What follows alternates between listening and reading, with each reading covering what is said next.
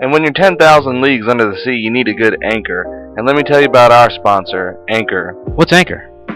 Anchor is actually the easiest way to make a podcast, Steve. They give you the tools to make your podcast sound great and authentic. They distribute your podcast to Google Podcasts, Apple Podcasts, and many others. Huh, but is it for free? It's absolutely free, Squid, and you can make money with hardly any minimal listenership. All you gotta do is go to anchor.fm.com to download the app there.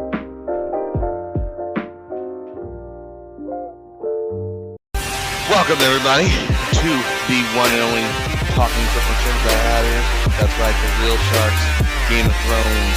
We're going to be talking about episode 5, which was called We Light the Way, I believe. Just to sum this episode up real quick, we saw Daemon visit his wife in the Vale.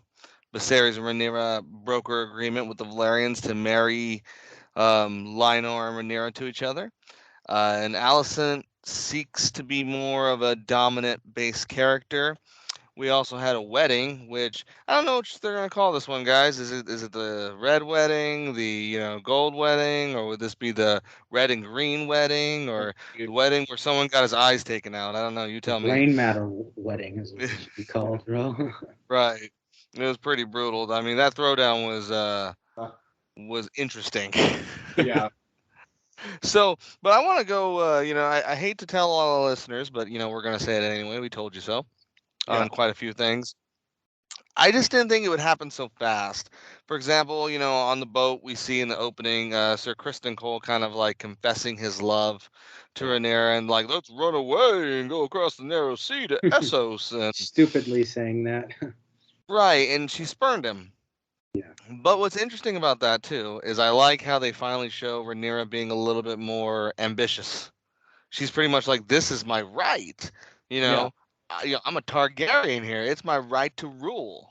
Yeah. It's also like a nice, in terms of what is the word? In terms of fantasy subversions, obviously it's like Rhaenyra is just like flat saying, like, I don't have the dreams of leaving my duties. It's like I don't like them. Right. I talk shit about them, but like I'm not just gonna run away with someone to forget. Like I'm not doing some Prince and the Pauper shit. Fuck that. It's Yeah. pretty funny. Yeah.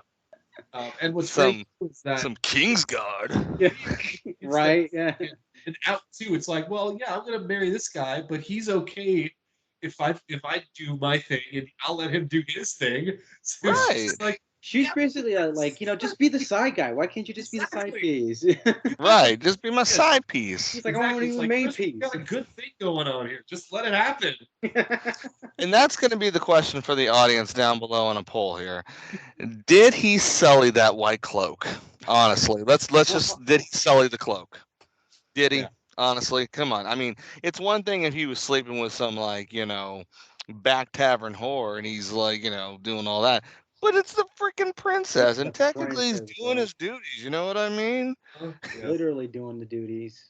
Literally, performing a It's- service. I'll say this: it's an interesting, and also again, the whole thing is funny in the subversion because, of course, there was the forest scene a few episodes earlier with With the Kristen- stag. with the stag, and like again, I think that's a good subversion because that scene is them being alone and intimate. By each other, so maybe you get the sense of like, oh, maybe this in other settings, this would be the setup to the tension. Where it's like, oh, our love and yet the duties and bow, this would be the back and forth, the conflict. But Rhaenyra is like, no, we don't need to have a conflict. I'm going to be the queen. I'm going to marry this guy. We'll just have our own thing. It's like it's fun. Right.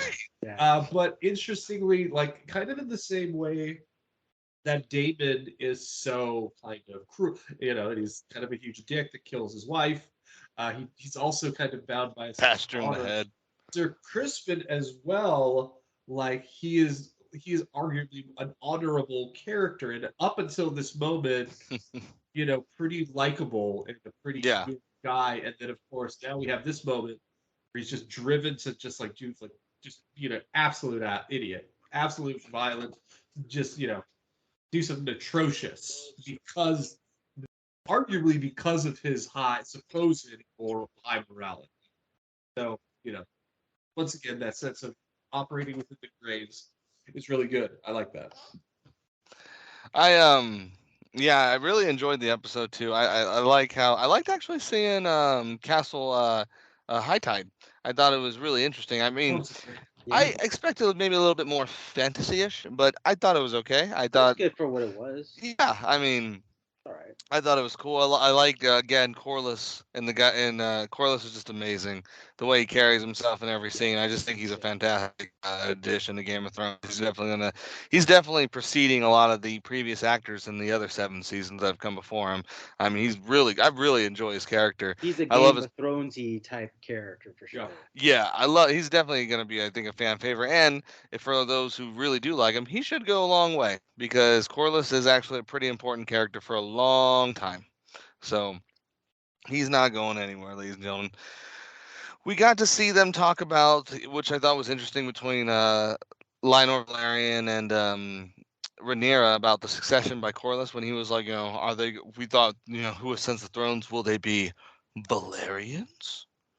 By the way, we got Valerian shirts down below, so make sure you check those out, everybody. Make sure you support the show. Yeah, but he's like, we hoped that they would be Valerians, and he's like, you think my house would end just with my daughter? Right. Yeah. He's like, they're gonna be Targaryen, man. And then gave the look like you're gonna say something else. All right, I guess that's acceptable then. Right. You challenge the king. Right. Which was that disrespect too that he didn't show up on the doorstep, that he sent his daughter? This whole episode has so many people demonstrating disrespect Right. to Viserys. It's insane how many people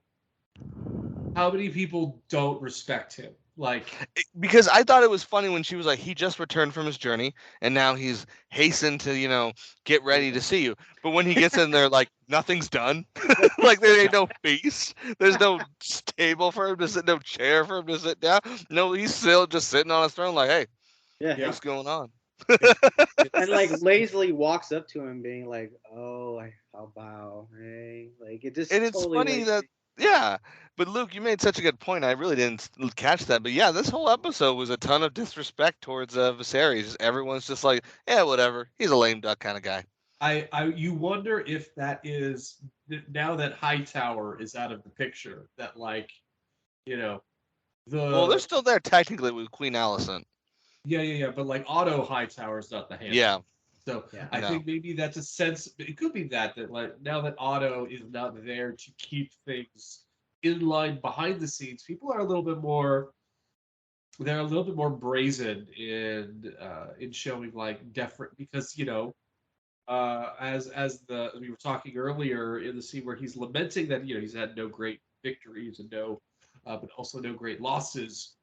Nobody's really afraid of Viserys. No one's afraid of him as king. But obviously he's in power because he's kept everything nice and stable and sane. But at the same time, nobody is afraid of getting him mad. No one's afraid of what he's going to do to him. It's a people do to them. And so interestingly enough, I wonder if it's because he doesn't ride a dragon. I'm just saying, Luke, sorry to interrupt your thought. I'm just saying he does not ride a dragon like everybody else. Because Balerion was his last mount, basically, and that was the biggest dragon around. And then when it died, he just didn't find any other dragon that he wanted. Yeah, right. That's out of the book. He also likely can't ride a dragon at this point. With one hand, with that whole becoming like a crab person now. Yeah, he's extreme. Yeah, he's clearly very weak and all that at this point. So.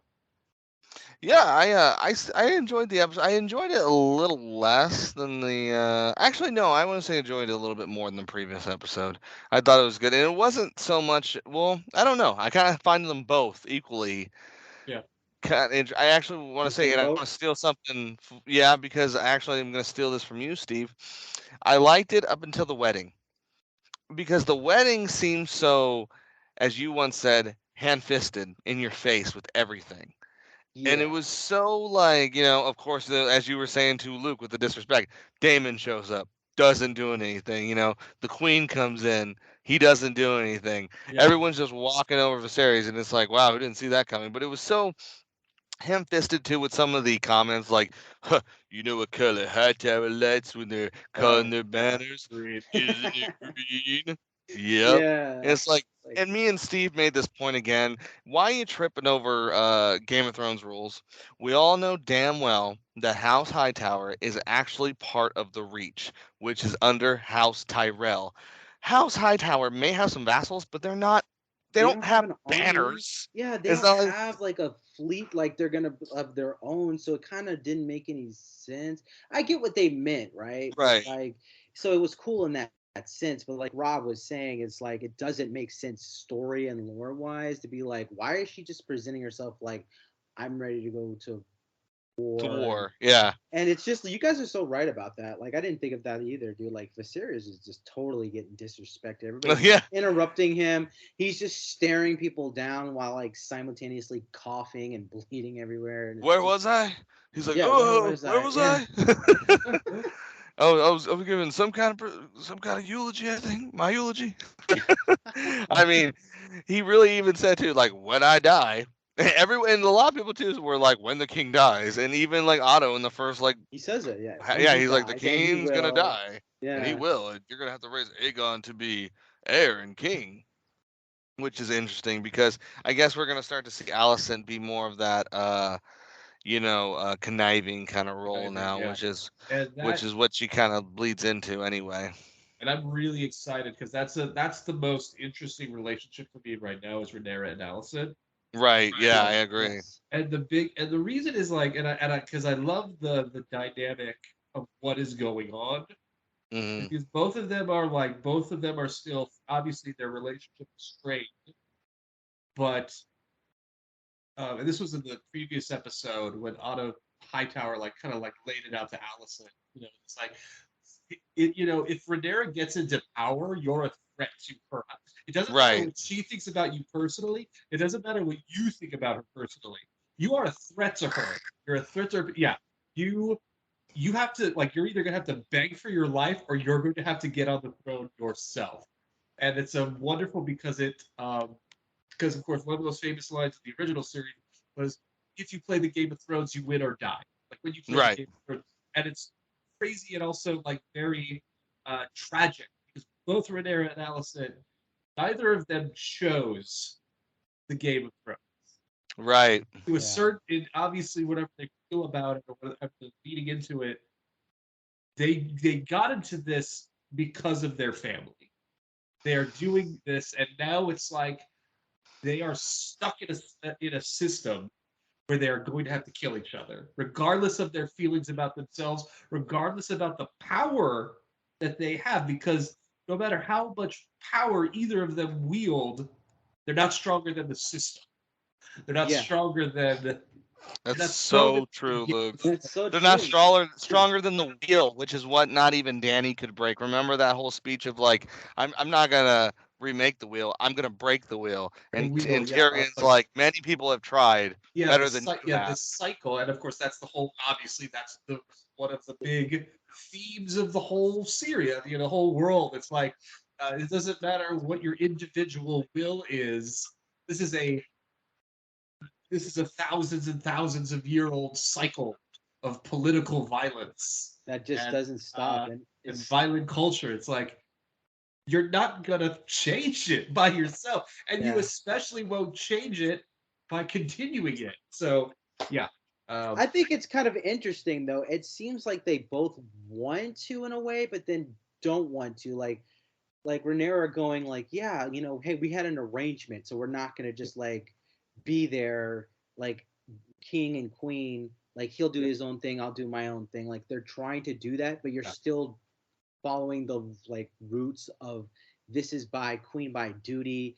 Alicent marrying Viserys and having Aegon by duty. And like every scene, guys, like every scene where the baby is crying, by the way, the baby is never not crying. Aegon is always crying. And she's always just like Well, I think that's just stoically all the looking. kids. Yeah. I think that's all the Yeah, kids. yeah, Dude, right. she's like a It's a, breeding sow. She has to yeah. have at least two, because Aemon One Eye, he's almost as old as Aegon, Aegon. so Yeah. he has to be around at this point. Has to. Well, this is the Um, last episode of the young actors. The next after this, we're gonna get older Rhaenyra, older Alicent, and So that's kind of sad that we Good kind of story begins. yeah. I know. I really enjoyed this cast so far. This I'm young sure cast.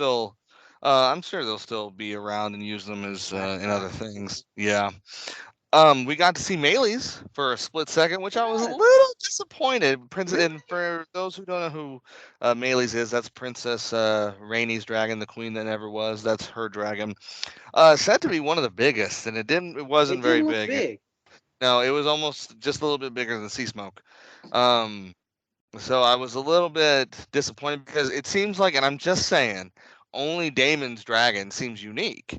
Which the other one that's unique too is Aegon's. But then also too, we're supposed to have Vagar come back at some point too. Which all these dragons are supposed to be kind of more unique. You know, bigger, crazier. Like Vagar is supposed to be huge. He's supposed to be like a mountain-sized moving dragon type. Right. Look, man, I he's mean, supposed to be a giant. like it just can eat some of the other dragons and just almost whole, like by 4 times their size, is what they say. So I am excited to see them get to the war because all this tension is going on. But one thing the wedding was just a little bit boring. I'm sorry, it just really was. The dancing scenes were kind of lame. I just didn't really care for Didn't too like much. No, I mean, I thought everything else in between was good. Even Damon's dialogue between him and House Royce when he's like, "Hey, we she was my cousin." He's like, "Oh, well, we didn't have kids, so now I own House Royce and all this stuff." And it was like, "Damn, you're really trying to make him a dick." And Yeah.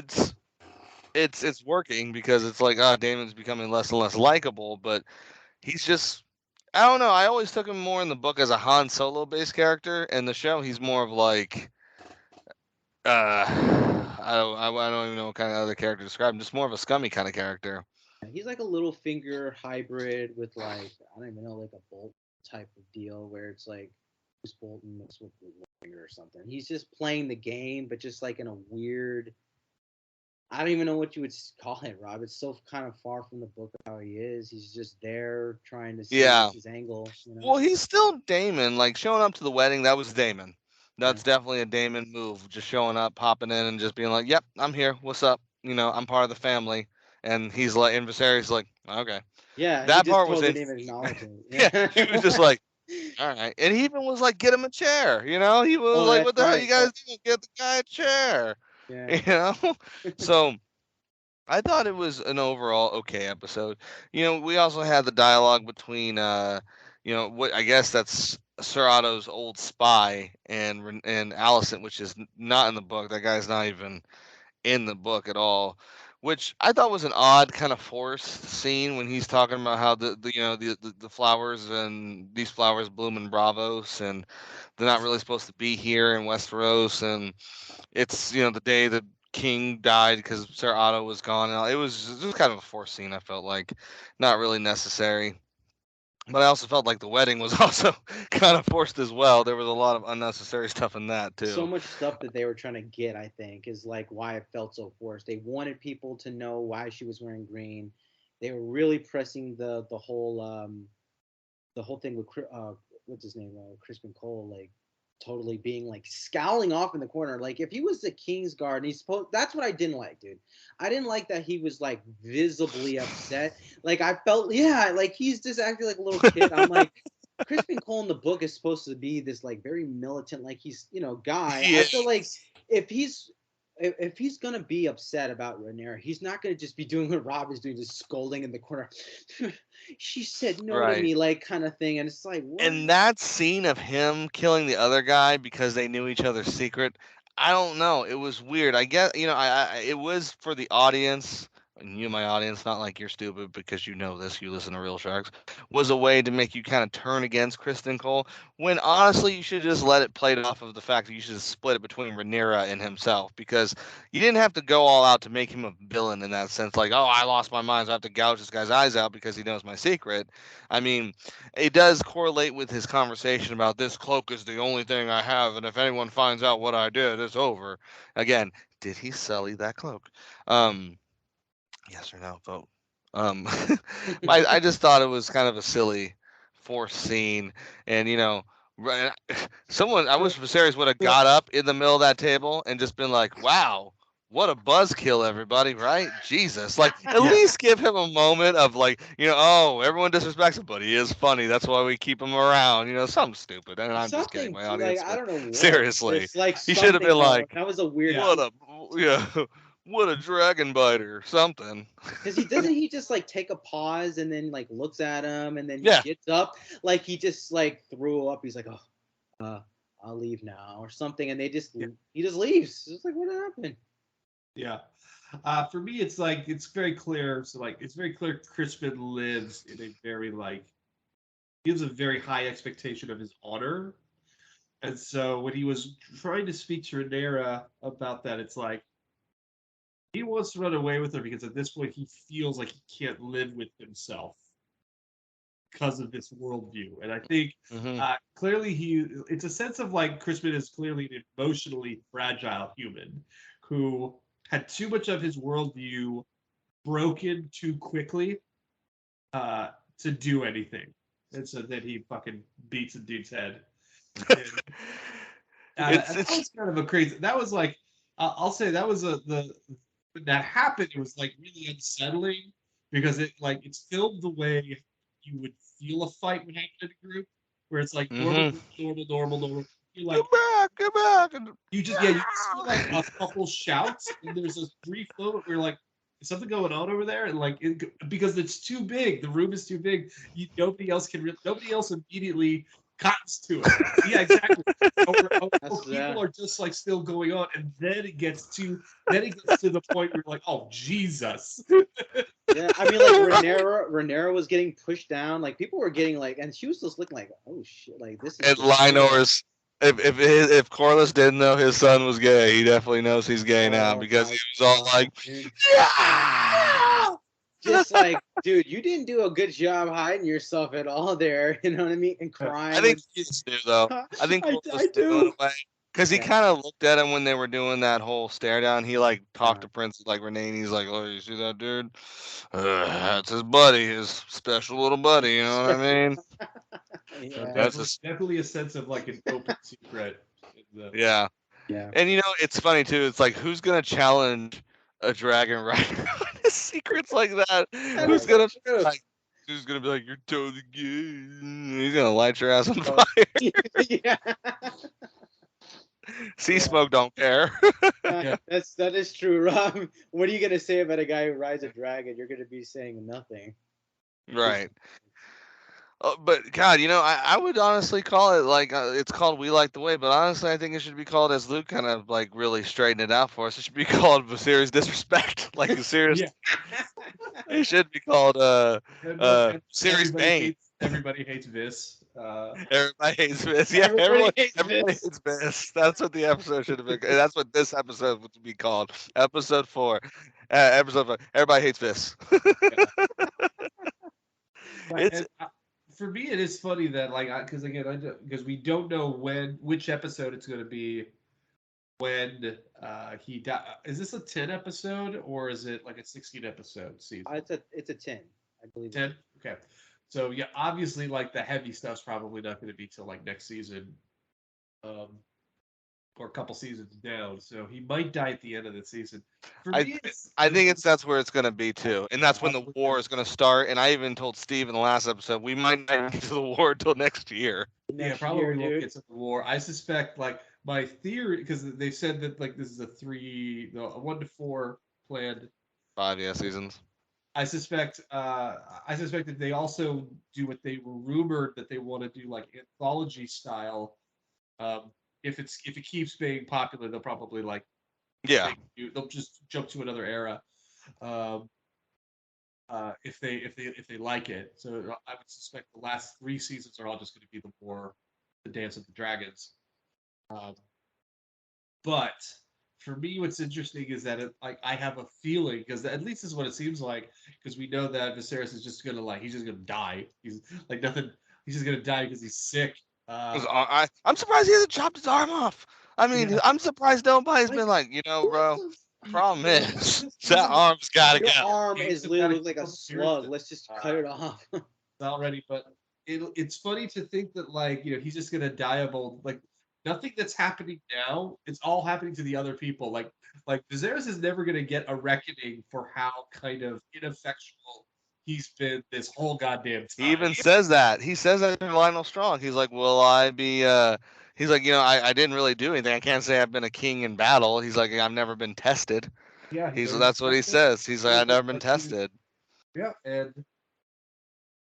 he's gonna die. Yeah, he's gonna die like nothing again. As far as I can tell, he's just kind of been there.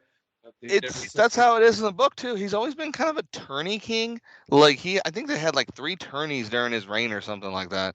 Like that's where what Damon comes back during one of them. But he's known as that kind of king. I mean, he never really did nothing. I mean, he was kind of a guy who just kind of carried Jaehaerys like legacy, as they keep saying in the show. Like he just kept the peace.